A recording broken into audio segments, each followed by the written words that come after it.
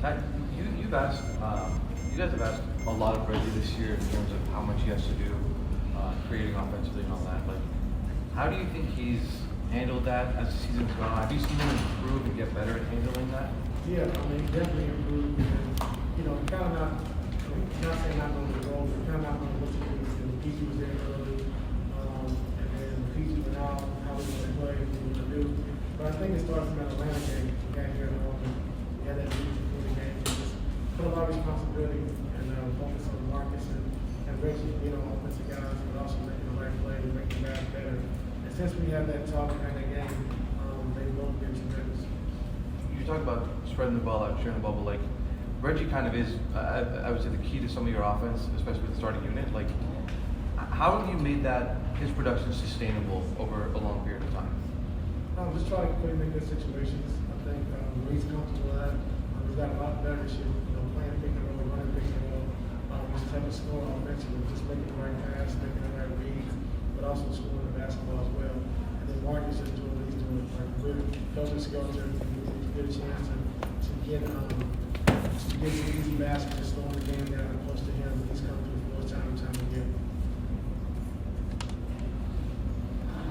How did working with Tibbs in Boston change the way you prepare as a coach? It didn't change the way I prepared because I didn't know how to prepare. So that was, teach you that. yeah, that was my first opportunity to coach, and just seeing him come in every morning at 5:30 in the morning, and the work he did and the work he put in, and then just picking his brain every single day, just coming to the office and what he's looking for, what he's looking at, how does he adjust, and with Tibbs, the biggest thing for him is just how he held everyone accountable. KG down to Big Baby, he just held everyone accountable and never missed a step. If we didn't do it right, do it over, do it again. And he wasn't afraid to call KG and Paul, Ray, those guys out when they wasn't doing the right thing. So holding guys accountable was a big thing I saw from Tibbs. So when you make game plans like that, does that go back to being his understudy? Yeah, I mean, especially when I first started coaching, I had the opportunity to do defense, but I came here with that. Everything I did, I got from Tibbs from the Bulls. They taught me a lot.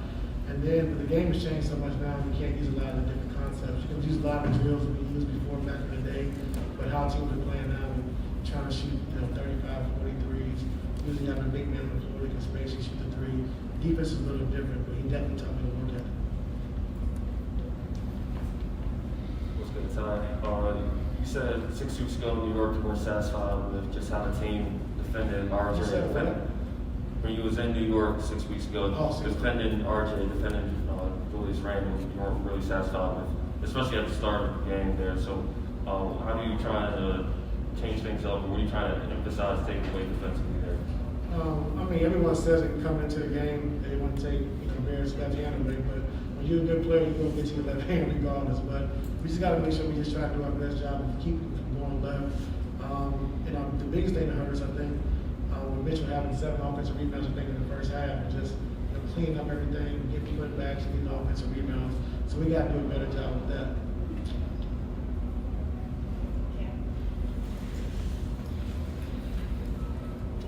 Hey, Coach, when dealing with the ups and downs of this season, what's been more advantageous for you, your experience as a player or your experiences that you've learned on the sidelines? Part of the experience I learned on the sidelines. It's nice. It's going to be a roller coaster season there for you. Everywhere I've been, all the years I've coached, and you just got to stay the course. As long as you work on the right habits and trying to build, the right habits on both sides of the basketball, you can kind of live with the results. There's going to be some tough times, we understand that. But if we're playing the right way, like when we started the season, I think we were 1-4, and we were getting great shots, we were creating great shots, we just couldn't make shots. Then you don't want to lose those games, but you can see us doing the right thing, going in the right direction, and that's kind of how we focus on wins and losses. Like, are we playing the right way? Are we doing the right things? And if we are, I think we can kind of live with some of the results. Speaking of being focused on the wins and losses, have you started looking at the standings yet to kind of position yourself? Talked about that? We can't position. We got to keep winning, or we might not be in it. So we're not trying to position ourselves. We're just trying to, take a game at a time, make sure we're playing our best basketball going into the play-in situation. You guys were strong coming out of halftime the last couple of games, and I know you kind of talked about keeping it light the last game. Have you figured out what buttons to push or what not to push with guys during that time? just seeing how the locker room is, the mood of the locker room. Like I said, Bo came in and said last game that guys were just, down a little bit, wasn't talking, so I had to come in and liven the room up a little bit, and they responded, So we have, guys in that locker room who's been there, who understands. Like I said, Marcus, Nico, and Reggie, I give a lot of credit just for them being veterans and the way they've carried themselves this year through a tough season for us. Ty, you guys were struggling early first quarters for a while. Didn't seem like you guys, with the more practice time you guys got, because you went through a stretch where you weren't really able to practice. How have you kind of seen that practice time, being able to finally practice, helping the team get off of those good early starts? It helped us, but I think understanding the way we needed to play and how we wanted to play was the biggest thing. Because we lost PG, we went through a little phase where we didn't know how we wanted to play offensively, who was going to play through. And once we understood that we played through the zoo a little bit, played through Marcus and Reggie, and then with Luke coming off the bench, he's been great all year, just creating havoc, offensively. And then Coffee, who's done a great job as well, just handling the basketball, running with pick and rolls and making more plays as well. So we had to do it more by committee and having, just 2 or 3 guys on.